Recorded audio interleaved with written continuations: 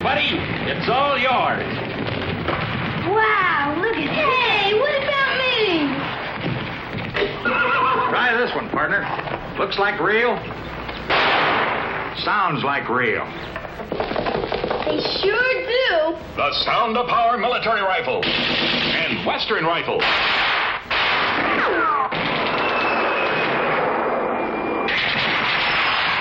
This sounds like a gun battle over there. Hey, is it real?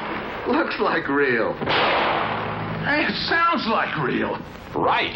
Every shot, every battle sound was from the Sound of Power military and Western rifles by Marks. Now, go ahead and take a look at how this is handled today.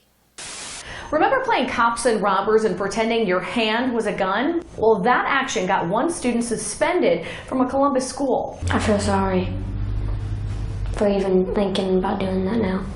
As a 7-year-old second grader at Pembroke Pines Charter, Sam Burgos was expelled.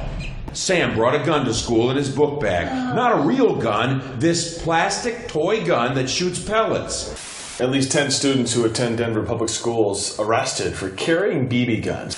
Kindergarten student branded a terrorist threat. She was suspended from her school in Pennsylvania for threatening to shoot another kid. Her weapon, this Hello Kitty bubble gun. The school took this so seriously that administrators even ordered that the 5-year-old receive a psychological evaluation. As a precaution, they placed the school on lockdown first and then on lockout, and then the student was later arrested. But that creativity may have gotten Josh into trouble at Park Elementary School when he was munching on a breakfast pastry. It was already a rectangle. I just kept on biting it and biting it. He chewed the pastry into the form of a gun. When his teacher saw his strawberry tart, and she was pretty mad, and I think I was in big trouble. That was enough for the school down there, who suspended him for 2 days for chewing his pastry into the form of a gun. Officials will not comment on the case, citing privacy reasons. Don't move. I've got a croissant right here. But Josh's dad tells me he was told that his son also said the words bang bang while holding that breakfast pastry. Hear the holster. Bringing anything to school that looks like a real weapon can create a dangerous situation for our students and law enforcement, as police and security could perceive a serious threat and respond by using their own weapons. But we've seen that's not how police act in the real world. Just, you don't have to look any further than the case of 12-year-old Tamir Rice.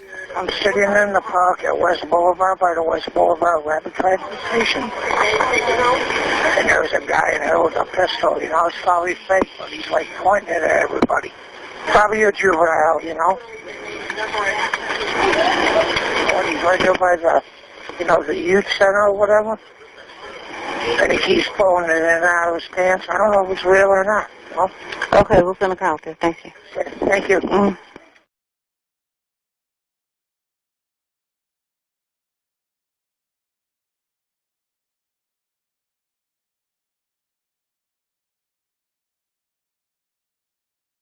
They killed this kid in 2 seconds. He didn't even get a chance to defend himself or tell them that it was a toy. 2 seconds. He was gone.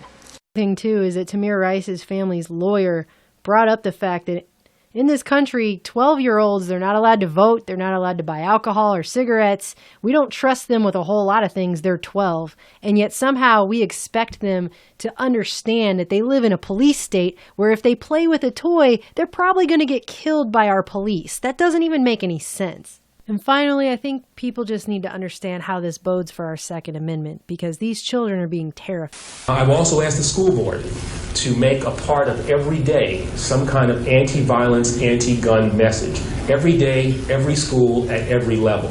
One thing that I think is clear with young people and with adults as well is that we just have to be repetitive about this. It's not enough to simply have a catchy ad on a Monday and then only do it every Monday. We need to do this every day of the week and just really brainwash people into thinking about guns in a vastly different way.